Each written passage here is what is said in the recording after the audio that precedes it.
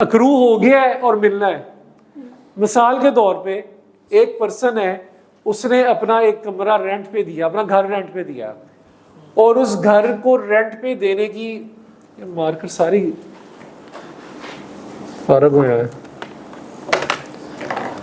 उसने घर रेंट पे दिया 90,000 या लाख रुपया कर लें यार, सीधा सीधा 1 लाख रुपया पर मंथ पे उसने अपना रेंट, जो अपना घर है वो रेंट पे दे दिया। ठीक है, अब ये उसने दिया 1 जुलाई 2023 को। अब हम खड़े हैं 30 जून 2024, साल पूरा हो गया, जून 24 में साल पूरा हो गया। अब इसमें से उसने 10 मंथ्स का रेंट दे दिया, 10 मंथ्स का रेंट दे दिया और 2 मंथ्स का रेंट नहीं दिया। मैं 30 जून 2024 में खड़ा हूं तो 10 महीनों का रेंट मेरे पास आ गया मेरी पॉकेट में, 2 महीनों का रेंट नहीं आया। तो जो 10 महीनों का रेंट आ गया क्या वो रिसीव्ड कहलाएगा?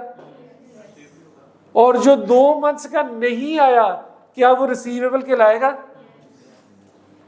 क्योंकि महीने तो गुजर चुके हैं ना, 2 माह गुजर चुके हैं, तो वो गुजर गए हैं लेकिन मिला नहीं है, तो वो क्या है? रिसीवेबल। तो 24 पे बैठ के जो मैं रेंटल इनकम लूंगा वो कितनी लूंगा फिर? 1 लाख मल्टीप्लाई बाय 12, 12 लाख। ठीक है, ऐसा नहीं करूंगा कि मैं 1 मिलियन ले लूं सिर्फ, सही है? तो मैं कौन सी इनकम लूंगा अपनी? 12 लाख रुपया पूरे का पूरा ही अपना रेंटल इनकम में शुमार करूंगा। बेशक वो रेंट रिसीव्ड हो चुका है, ये तो लेना ही लेना है, लेकिन रिसीवेबल भी इसमें शुमार किया जाएगा। क्लियर? कोई क्वेश्चन इसमें? अब इसको थोड़ा सा मजीद इंटरेस्टिंग बनाते हैं। अगर उसने ये बता दिया कि 30 जून 2024 पे आपके पास अगले साल का रेंट भी उसने दे दिया है, अगले साल का रेंट भी उसने दे दिया, अगले साल का 12 लाख भी आपके पास आया हुआ है, तो वो क्या मैं रेंट में शामिल करूं? नहीं करूंगा, क्योंकि रिसीव्ड तो है लेकिन वो एडवांस रेंट में आ जाएगा, वो अक्रूअल कॉन्सेप्ट के ऊपर फॉल नहीं करना। सही है? तो ये अक्सर वो एग्जामिनर कर देता होता है कि आपको एडवांस में रेंट आ चुका है, तो जब वो अक्रू ही नहीं हुआ तो मेरी इनकम में शुमार नहीं किया जाएगा। ठीक है जी?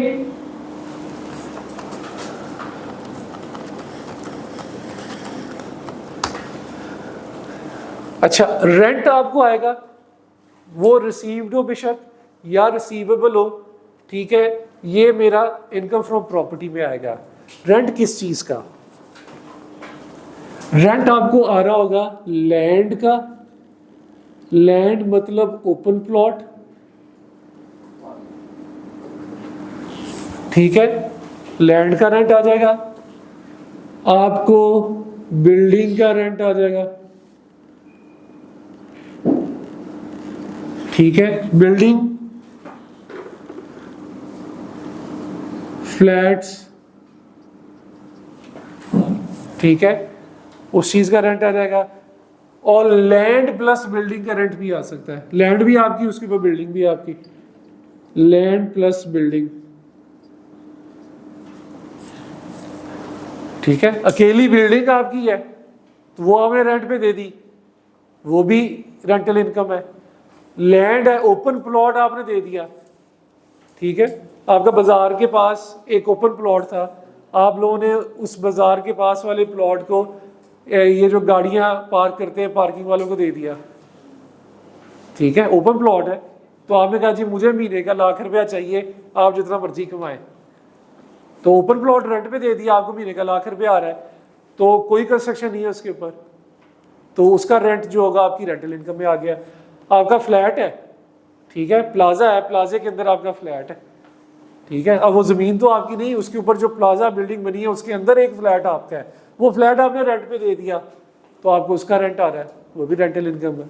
लैंड भी आपकी है, ऊपर खड़ा होने वाला प्लाजा भी आपका है, आपने वो सारे का सारा रेंट पे दे दिया तो वो भी आपकी रेंटल इनकम में शुमार किया जाएगा।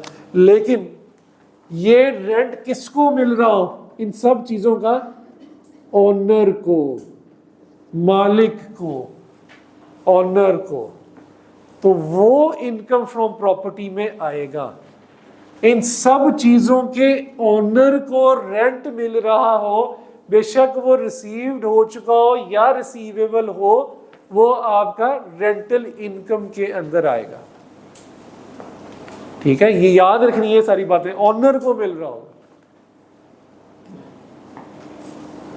अब इसी चीज को मैं थोड़ा मजीद ट्विस्ट लेके आऊं,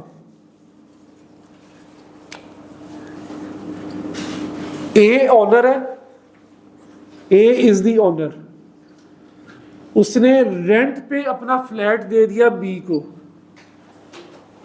ऑनर ने अपना रेंट पे 10,000 पर मंथ पे रेंट पे दे दिया बी को, बी ने वही फ्लैट सी को सब रेंट पे दे दिया 15,000 पर मंथ पे।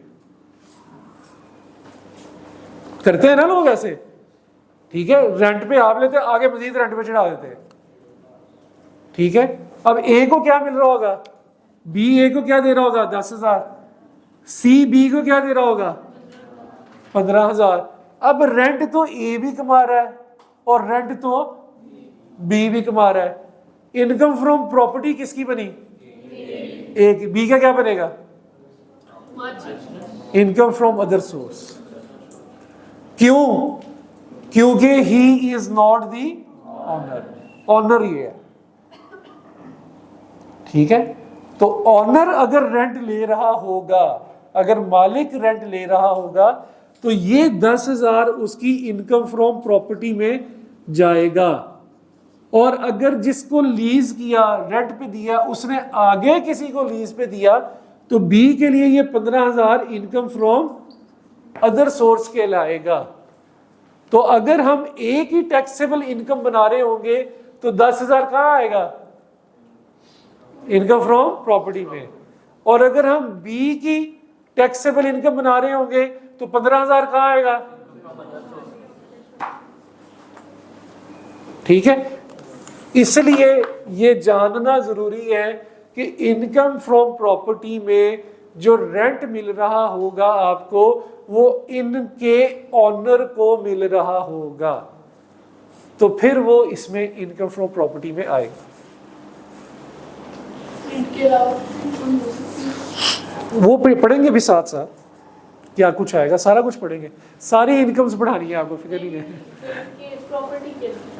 प्रॉपर्टी के मसलन आपकी वो कौन कौन सी इनकम्स आ रही हैं वो भी बताऊंगा, अभी तो सिर्फ रेंट एक बताइए आपको ना, अभी इनकम फ्रॉम प्रॉपर्टी की एक बता रहा हूँ, इसमें अभी और भी ऐड होंगी, कौन कौन सी इनकम्स आ सकती हैं इसमें, अभी तो एक बताइए आपको कि रेंट आ रहा है। ये लिखने हैं, अगर कुछ कोई कॉन्सेप्ट आपने लिखना है, कोई फ्लो इसका बनाना है।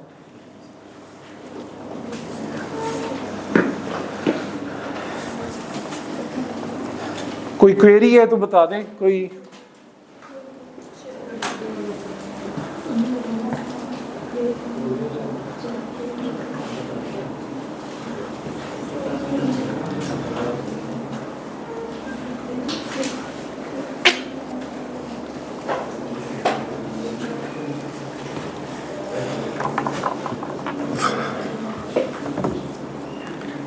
जी, कर लिया नोट डाउन,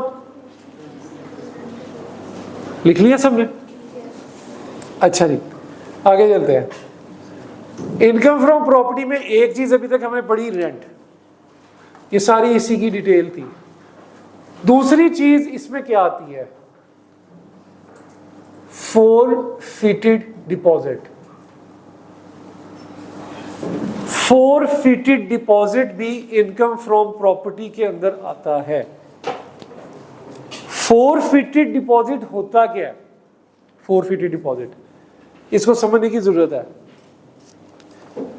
ये बड़ी कॉमन नाम थोड़ा सा मुश्किल है, लेकिन अगर आप में से किसी ने किसी प्रॉपर्टी की सेल परचेज होते देखी हो, या कभी घर में वाले साहब को सुना हो, या भाई को सुना हो, या आप लोगों ने खुद की हो, तो ये एक टोकन मनी के तौर पे, बयाने के तौर पे एक वर्ड आपने सुना होगा। ठीक है यार, उसने बयाना दे दिया है। जब वो बयाना दे देता है, बयाने का तो पता है ना क्या, मतलब जब वो बयाना दे देता है तो वो डील को फाइनल समझता है। ऐसे ही है ना, मिसाल के तौर पे वो घर खरीदने गए, तो घर खरीदने गए तो जिस पर्सन का घर है उसने कहा जी ये मैं 1 करोड़ का बेचूंगा। ठीक है, जो बायर है उसे आपका घर पसंद आ गया, उसने कहा कि यार ये घर मुझे पसंद आ गया है, ये पकड़ो 1 लाख रुपया मेरी तरफ से बयाना, अब तुमने मेरे अलावा किसी को ये घर नहीं देना, ये लाख रुपया अपने पास पकड़ो एज ए टोकन मनी, बाकी पैसे मैं तुम्हें 10 दिन बाद दे दूंगा। ठीक है, सॉरी ये नहीं, डाउन पेमेंट एडवांस नहीं कहना इसे इट्स अ टोकन मनी। ठीक है, डाउन पेमेंट या एडवांस नहीं कहना इसे। ये होता है कि आपका कॉन्ट्रैक्ट हो गया और उस कॉन्ट्रैक्ट के लिए आपने टोकन मनी दे दिया कि भाई ये लाख रुपया पकड़ो, बाकी पेमेंट मैं आपको 10 दिन बाद, 15 दिन बाद या महीने बाद दे दूंगा। ठीक है, फॉर एग्जाम्पल उसने कहा जी बाकी पेमेंट आपको 10 दिनों बाद दूंगा। अब जब 10 दिन गुजरे तो उसने कहा कि यार मेरे पास ना बाकी पेमेंट अरेंज नहीं हुई। ठीक है, बाकी पेमेंट अरेंज नहीं हुई, तो मैं पैसे आपको अपना कॉन्ट्रैक्ट खत्म करता हूं। अब वो जो मालिक था, मालिक ने लाख रुपया लिया हुआ था, ऐसे ही हुआ ना, तो मालिक ने जो लाख रुपया लिया हुआ था वो कहता तुम्हारा कॉन्ट्रैक्ट खत्म, और वो लाख रुपया बिजनेस रूल्स के मुताबिक अब वो मेरे हो गए, मैं तुम्हें वापस नहीं करूंगा। वो जो पैसे उसने अपने बना लिए उसको हम कहते हैं फोरफिटेड डिपॉजिट। सही है, दोबारा से बता देता हूं।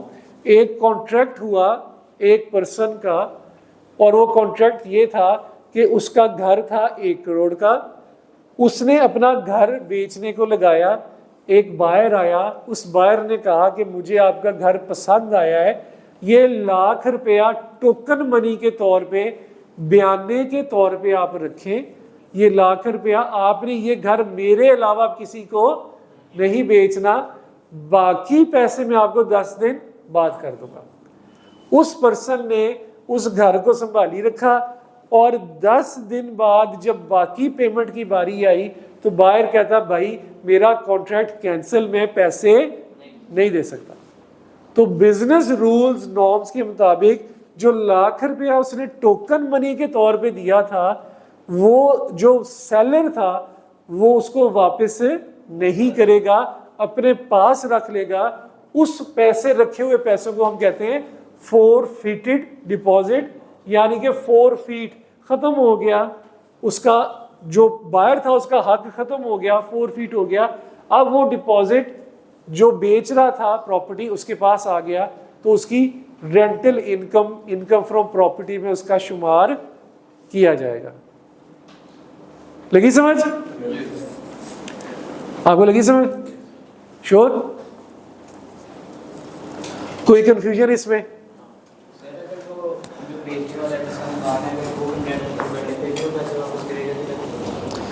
हाँ, अच्छा, एज पर बिजनेस रूल ये होता है, वो पैसे तो नहीं रख सकता, वो इनकम कोई नहीं है। ठीक है, ऐसा नहीं होता कि वो कहे कि मैंने तुम्हारे पैसे भी रख लिए और तुम्हें मैंने घर भी नहीं देना, ऐसा नहीं होता।